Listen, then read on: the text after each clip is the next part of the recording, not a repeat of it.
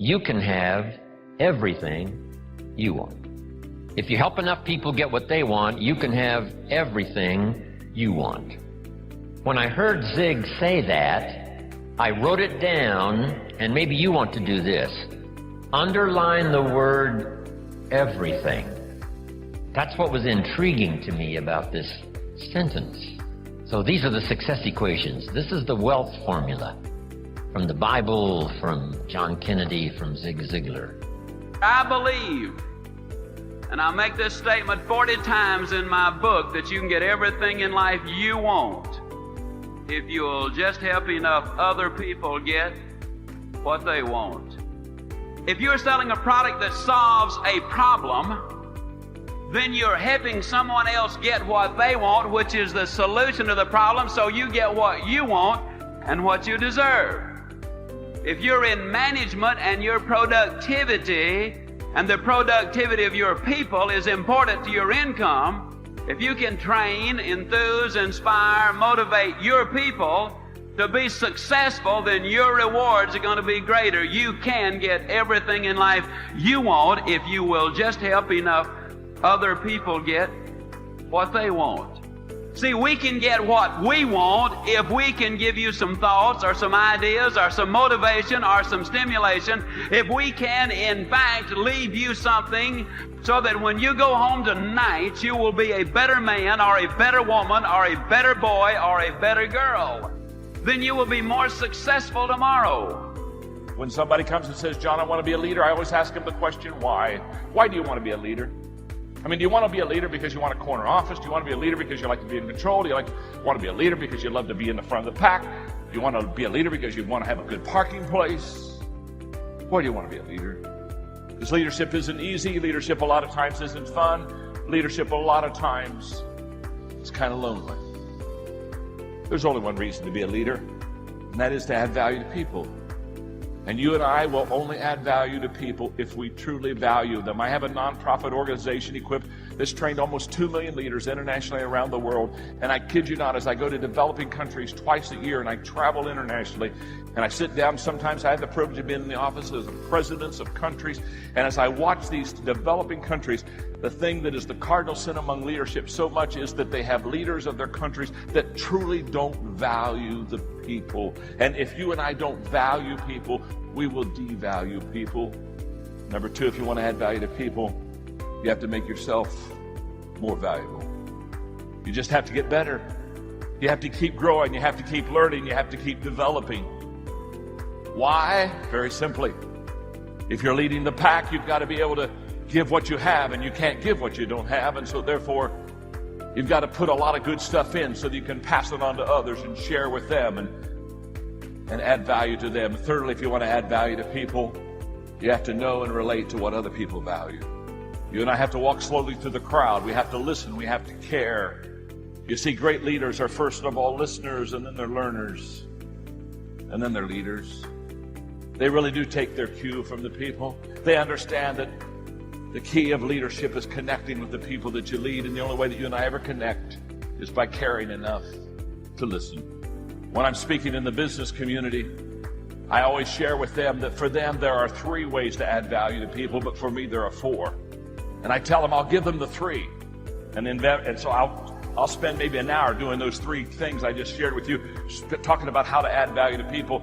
And inevitably when I'm done with the 3, somebody raise their hand and say, John, you said that for you there was 4, but you said there's only 3 for us. I said, yes, it's nothing personal, but this is about my faith. And so I don't really need to share this with you. It's because I'm trying to help you, and I don't want to cross boundaries with you. And inevitably they'll say, but John, tell us what yours is. And I'll say, well, okay, you can hear mine, but don't write it down.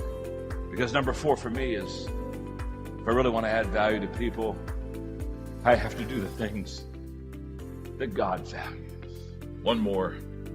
Every day, I encourage others to add value to people. Every day I encourage other people to add value to people. I'm totally committed to this, and I'm committed to it because I was encouraged in 1978 to add value to people.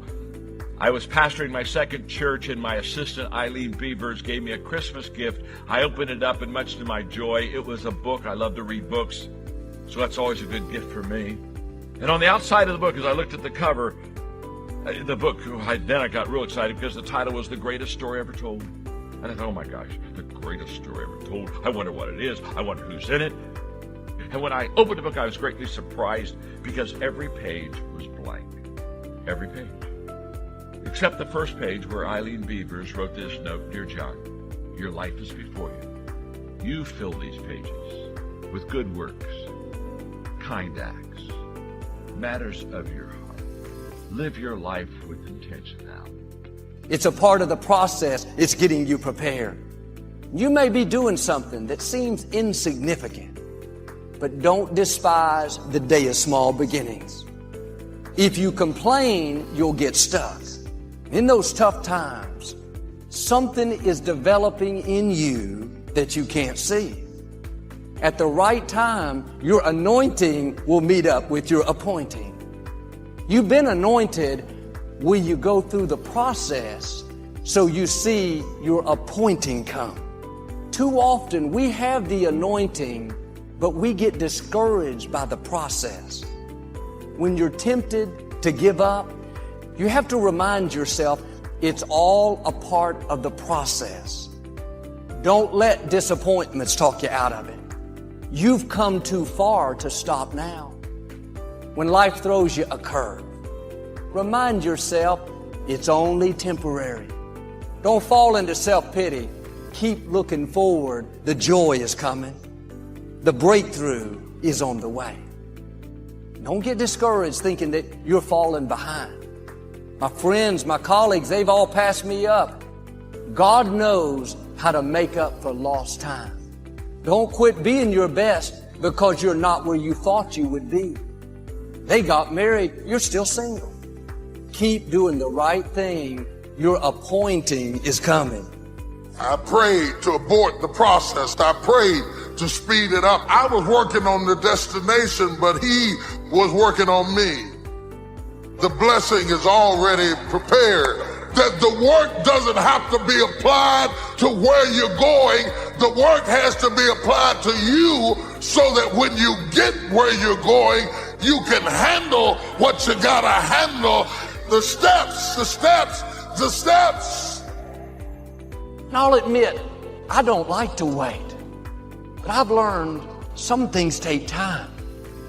You may not like it, but you can't bypass the process. And something may have your name on it. You know God has put it in your heart. But if it happens too soon, the blessing will become a burden. Sometimes God proves His love to us by what He's not letting us have. I used to pray, God, give me everything in a hurry. Now I've learned to pray, God, don't give me anything too soon.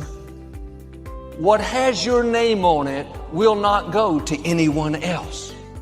You may have some pieces in your life that don't make sense.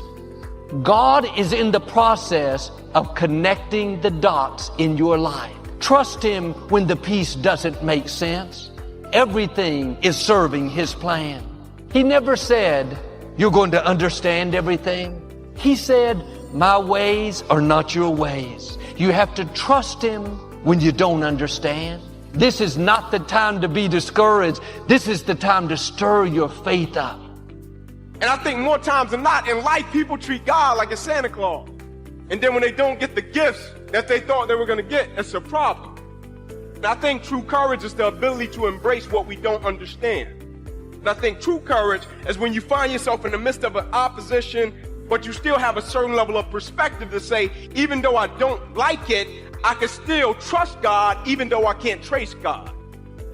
And when we get in a storm, we have a tendency to wonder, where is God? Because we buy into this notion that if God was with us, we would have no storm. I looked for Him.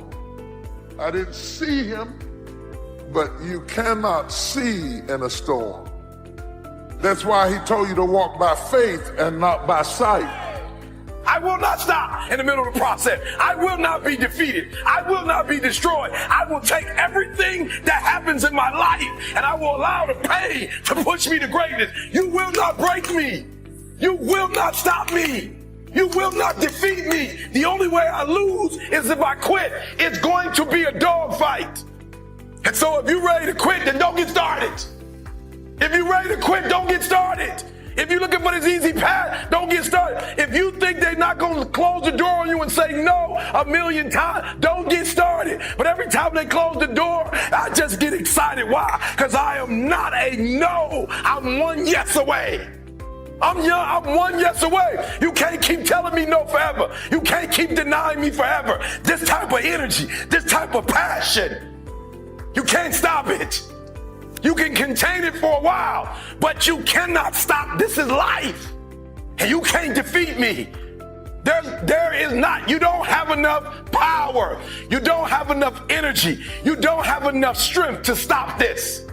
Contain it for a year, you might. 2 years, you might. You do not have hate, does not have enough energy to destroy love. You cannot destroy this.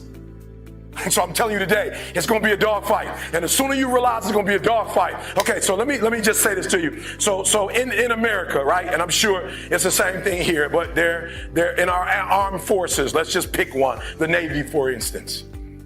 We just pick the Navy, right? Well, let me tell you guys, this is listen to me very closely. The first thing they teach you, somebody over here, help me out. You are in the Navy, right? They're teaching you war. Right? What's the first thing they teach you? Boot camp, the very first, somebody tell me over here, just take a wild guess. What's the first thing they teach soldiers? Good, courage, okay. This side, discipline. So give me something practical. What's the first practical thing that they would teach you? Say it again. Defending yourself, somebody over here. How to swim, listen to me very closely. The first thing they teach you, the very first thing they teach you is how to respond when you have a jammed gun. And number 2, how to carry a dead body. That's the first thing they teach you. They don't teach you how to defend yourself. They don't teach you how to swim. The first thing they teach you is when your gun is jammed.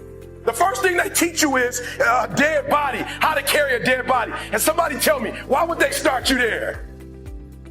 That's the worst case scenario. That's what you're not prepared for. That's what you're not thinking. You're not thinking when you go out there to defend yourself that your gun is going to jam. You're not thinking when you go out there that your boy gonna get killed and you gotta drag. You're not thinking that. So listen to me. It's not hardships that hurt us.